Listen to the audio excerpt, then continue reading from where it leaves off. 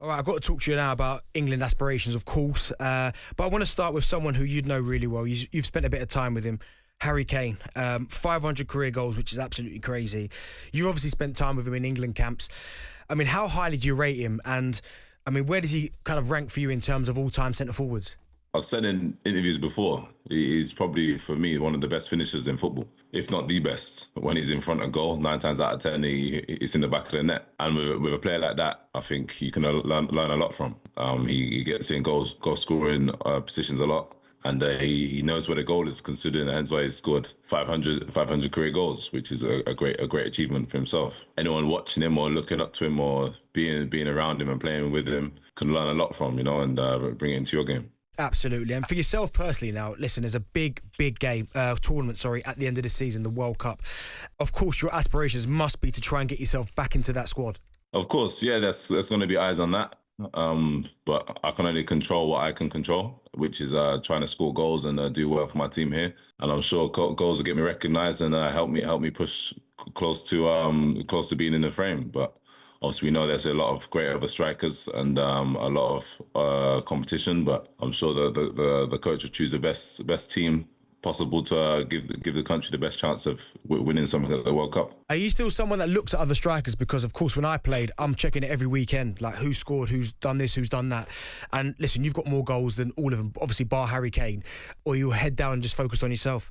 Not gonna lie, before I was like that. A few years ago, I was like that. But no, my dad always used to tell me, don't watch someone else. Just watch yourself and concentrate on yourself. And the more you watch someone else, it's kind of like you're not focused on your game and not ready for the opportunity that comes your way. I've been focusing on myself, and it's been working. I've been scoring goals, and like you said, my numbers are higher than the other strikers, I believe. Not that I've checked, but yeah, I'm confident in myself. I'm confident in what I can bring to a team, and who knows? Hopefully it's enough to get myself in the frame, but obviously I have to keep scoring goals and give myself the best chance possible. Well, to be fair, we saw a number of players in the last Euros who were playing in Saudi that actually played at the major competition. Again, Aymeric Laporte, I think he was playing in Saudi at the time. They won the tournament, so a lot of people have spoke about intensity, but yeah, as I said, a lot of these players were at the last major tournament. Do you think that's something that might hinder you, or do you think that it shouldn't make a difference? Me personally, my opinion, I don't think it should make a difference, but obviously it's not up to me. I think if you can play football, no matter where you are playing in the world, it should be enough. And if your numbers are right and you're doing well, then it should be enough to be in the frame. But like I said, I just have to concentrate on myself, and hopefully it's enough and keep scoring goals. Absolutely. And have you had any conversations or any kind of contact with Thomas Tuchel? Has he said that he's going to come and see you? Has there been any kind of link to him so that you know that you've got an opportunity of getting yourself in the squad? No, there's been no conversation, but I don't expect it to be, because he's got so many other players that he has to be watching also, and I'm sure he'll probably be keeping one eye on me and see what I'm doing. But like I said, I just have to be focused on myself, keep my head down, and keep scoring goals, and it will come into his way, and my goal scoring, and it'll give myself an opportunity. Like I said before, I know what I can bring to a team, and I know goals is part of my game, so hopefully it's enough. There were loads of rumours, obviously, in January about a potential return to English football. Was there any truth in that? Were there any clubs that were interested in you in January? Me, I never watched that stuff, that's hence why we have an agent, I let my agent take care of that stuff. Before, when I did focus on that stuff, it didn't go, my head wasn't in the right space, and I dipped in form. So now I just let my agent take care of all that stuff. Yeah, there was some clubs interested in me, but I said I'm happy here, I'm focused here, and I've got unfinished business to do here. So I guess that answers my next question, because my next question was going to be kind of what does the future hold for you? I mean, you're only 29 years old, so you still look in great shape, still fit as anything. What are you still hoping to achieve? Yeah, I want to win titles, I always want to win something. I want to leave a big legacy for myself and my children and my family. But yeah, like I said, I'm settled at the moment.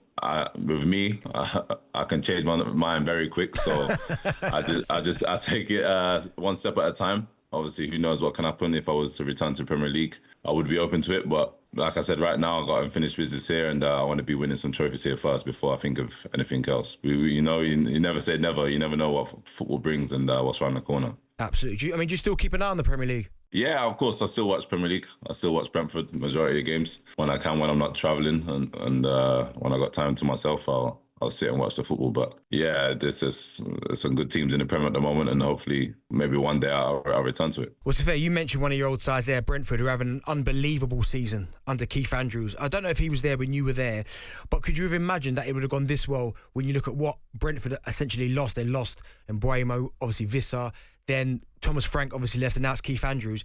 Could you believe that he'd be doing as well as he is right now? Yeah, when I was there, he actually come in as a set-piece coach, I'm sure. But then now, yeah, he's a coach, and they're flying. I mean, the structure at Brentford is always going to be the same. It's we might not be the best players individually or with best quality throughout the league, but there's one thing that will stay in that club, which is hard work.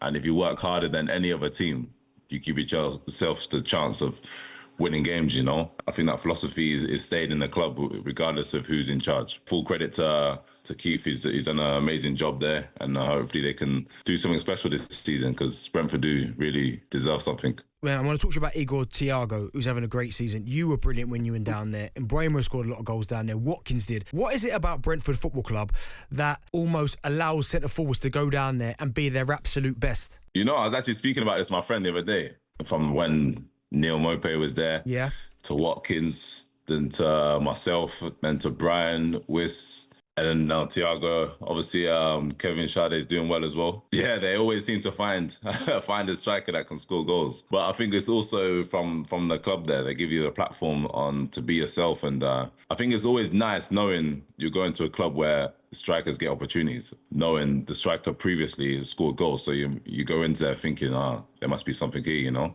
It gives you that extra little boost. It's been working. Obviously, Igor Thiago, he's flying, scoring goals, and I'm sure he'll score a lot more goals before the end of the season. And someone you know really well, and it was actually a shame, Thomas Frank, obviously you two done great things together while he was at the club, lost his job unfortunately at Spurs.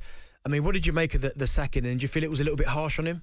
I mean, that's football, you know. Everyone's going to say if you're not winning games, it's easy to look at the coach and say his tactics is not working, but he done the tactics and the same things at Brentford, and look how we went. I guess maybe sometimes you have to look at the players as well, if they're performing, if they're not doing their job on these kind of things. I think, yeah, like I said, it's always easy to point the finger at the coach. I think maybe some of the players were underachieving, not playing to the best they can be. And yeah, I did speak with him. I just wished him all the best, and hopefully he can turn the results around. But unfortunately, my text wasn't enough. He's the kind of coach to bounce back. He knows it's part of football. He will take full responsibility, and he'll look after all his players. But big love for Thomas, and I'm sure he'll bounce back.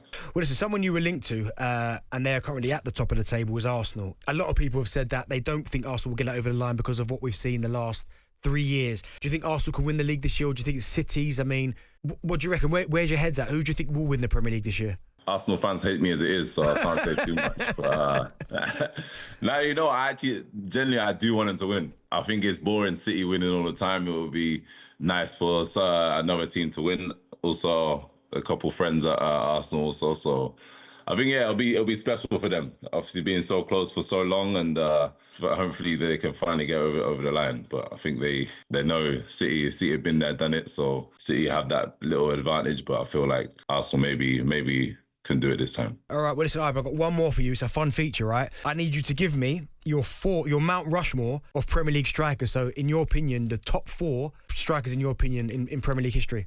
Some strikers I've watched in Premier League. Yeah, of course, yeah. Listen, don't feel obligated to put me on it. I don't like all that, so forget all that. Okay, I'm gonna say Suarez.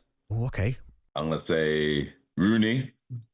Okay, nice. I'm gonna say Fernando Torres. Wow, okay. Didn't see that one coming. Yeah, nice. I'd have to say Aguero. So no Thierry. But I can remember watching, but not like that, you know. Of course, yeah. I don't think I'm that old. But nah, obviously he's top.